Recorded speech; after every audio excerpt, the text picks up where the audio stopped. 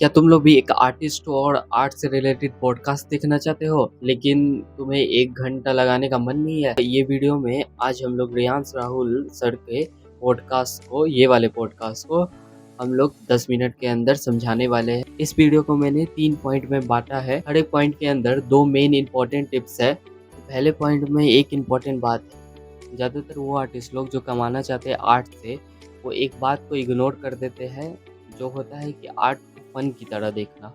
मतलब वो लोग भूल जाते हैं कि वो लोग इसीलिए चालू किए थे क्योंकि उन लोग को इसमें मज़ा आता है।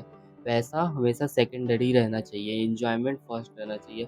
वरना उस आदमी में जो 9 टू 5 जॉब करता है और एक आदमी जो अपना पैशन फॉलो करके आर्ट कर रहा है, पेंटिंग वगैरह कर रहा है, उसमें कोई अंतर नहीं रहेगा, क्योंकि इन दी एंड दोनों ही वो काम करेंगे जो उन्हें करना इसीलिए पड़ रहा है क्योंकि उन लोग को पैसा चाहिए, इसीलिए नहीं क्योंकि वो लोग इसीलिए नहीं क्योंकि वो लोग एन्जॉय कर रहे हैं उस चीज़ को।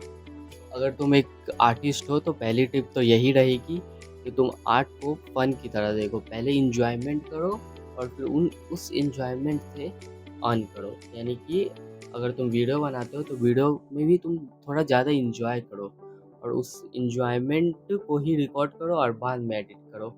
तो बाद में पैसा हमेशा अपने दिमाग में रखो कि वो सेकेंडरी चीज़ है। अगर तुम लोग आर्ट, स्केचिंग या फिर पेंटिंग को फन की तरह नहीं देखोगे तो तुम इम्प्रूव भी नहीं कर पाओगे, जिससे तुम पैसा भी नहीं कमा पाओगे।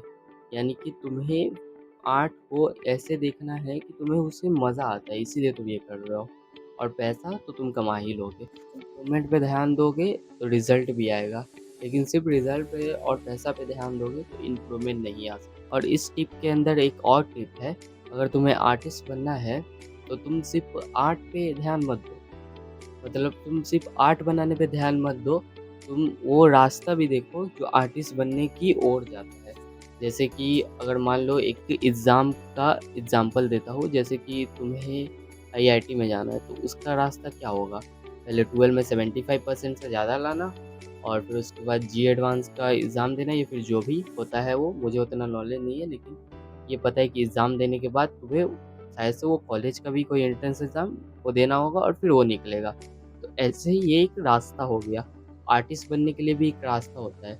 जैसे कि तुम वैसे आर्टिस्ट बनना चाहते हो, जैसे कि मैं अभी बनना चाहता हूँ ये यूट्यूब से रिलेटेड, तो इसका रास्ता होगा कि यूट्यूब से पहले कम्युनिकेशन स्किल सीखना, कैसे तुम लोग बात कर सकते हो, कैमरा का आदत लगाना, फिर उसके बाद अपने आर्ट स्कूल को इम्प्रूव इतना करना कि लोगों को बहुत पसंद आए, फिर उसके बाद उससे अर्निंग करना, या तो कोई ऐसा कोर्स बना के जो लोगों का मदद करे, या तो यूट्यूब एडसेंस से। ऐसे एक तरह से तुम कर सकते हो।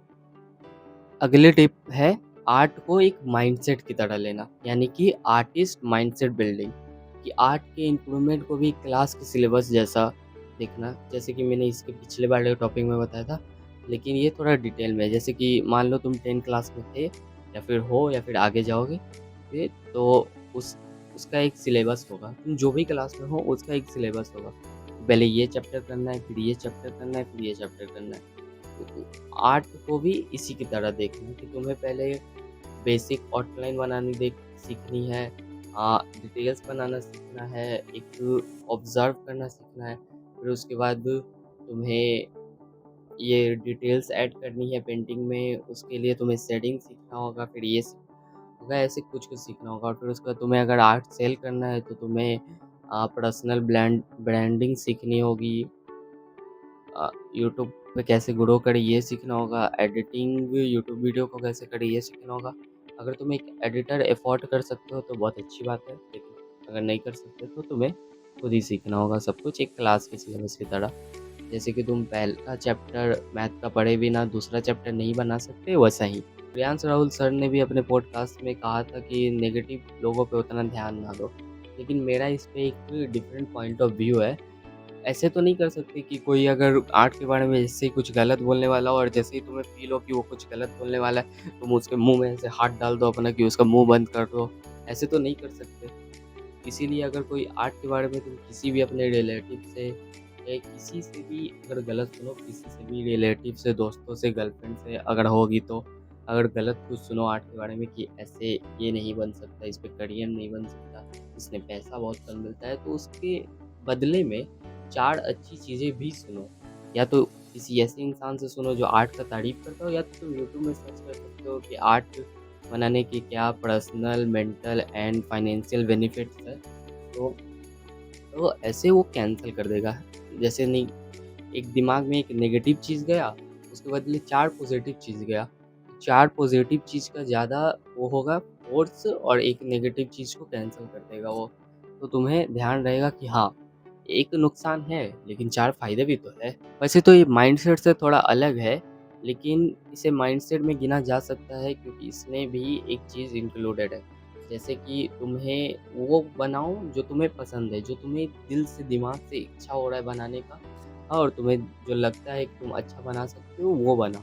वो नहीं बनाओ जो ट्रेंडिंग में है। जैसे कि एनिमे ड्राइंग शायद से अभी के समय में ट्रेंडिंग में है, लेकिन अगर तुम्हें एनिमे बनाना अच्छा नहीं लगता है, तुम्हें हाइपर रियलिस्टिक या रियलिस्टिक ड्राइंग ज़्यादा अच्छी लगती है, मान लो ऐसा, तो तुम वही बनाओ, हाइपर रियलिस्टिक और रियलिस्टिक ड्राइंग बनाओ। लेकिन वीडियो की क्वालिटी पे फोकस करो, जिससे ऑडियंस वो देखना पसंद करे, कि वीडियो की क्वालिटी और अपने स्टोरी टेलिंग पे, यानी कि तुम वीडियो में क्या बोलते हो, कैसे हंसी मजाक और कॉमेडी करते हो, उस चीज़ पे ध्यान दो। इसके लिए एक एग्जांपल भी है, जैसे कि एक स्पाइडर, जिंदा स्पाइडर को एक डोरनॉक में कन्वर्ट करना कितना अजीब लगेगा, लेकिन क्या होगा कि मैं अगर तुम्हें बताऊँ कि यूट्यूब पे एक चैनल है, वो भी लाखों में सब्सक्राइबर है उनका, और वो दीदी स्पाइडर को डोरनॉक में कन्वर्ट करती है, एक असली ज़िंदा स्पाइडर को, जहरीला। पहले कुछ दिन तक पालती है और फिर उसके मर जाने के बाद उसको डोरनॉक में कन्वर्ट कर देती है, जो कि एक्चुअली में बहुत ही ज़्यादा शॉकिंग है। आर्ट के फील्ड में एक बिजनेस माइंडसेट लगेगा। रेयांश राहुल सर भी ऐसा कहे है रेयांश राहुल सर भी ऐसा कहे है कि आर्ट बनाना एक अलग चीज़ है और आर्ट को सेल करना एक अलग चीज़ है, इससे मिलता जुलता कुछ। तो मैं उसके लिए तुम्हें एक टिप देना चाहूँगा, ऐसी बुक पढ़ो जो आर्ट से रिलेटेड ग्रोथ में मदद करे, जैसे कि rich dad poor dad, millionaire fast land. ये सब बहुत ही अच्छी बुक है। अगर तुम बुक खरीदना नहीं चाहते हो तो यूट्यूब पे इस पे समरी अवेलेबल है, तुम जाके सर्च करके देख भी सकते हो। इमोशंस के साथ पेंटिंग करना है और बिजनेस माइंड के साथ मार्केटिंग करना है।